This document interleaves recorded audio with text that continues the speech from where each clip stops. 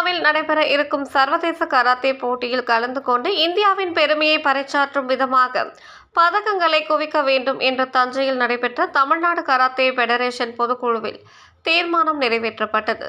தஞ்சாவூர் மாவட்டம் மருங்குளத்தில் தனியார் திருமண மண்டபத்தில் நேஷனல் கராத்தே பெடரேஷனில் பதிவு பெற்ற தமிழ்நாடு கராத்தே பெடரேஷனின் 2ஆம் ஆண்டு துவக்க விழா மற்றும் பொதுக்குழு கூட்டம் நடைபெற்றது. இவ்விழாவில் கடந்த ஆண்டு டிசம்பர் மாதம் 28, 29 தேதிகளில் டெல்லியில் நடைபெற்ற தேசிய அளவிலான கராத்தே போட்டியில் தேர்ச்சி பெற்று வருகின்ற ஜூன் மாதம் 26 முதல் 30 வரை மலேசியாவில் நடைபெற உள்ள சர்வதேச கராத்தே போட்டியில் கலந்து கொள்ள இருக்கும் மாணவ மாணவிகளுக்கு பாராட்டுகள் தெரிவிக்கப்பட்டது. மேலும் சர்வதேச போட்டியில் இந்தியாவின் பெருமையை பறைசாற்றும் விதமாக தமிழ்நாட்டின் சார்பாக பதக்கங்களை குவிக்க வேண்டும் என்றும் தீர்மானிக்கப்பட்டது.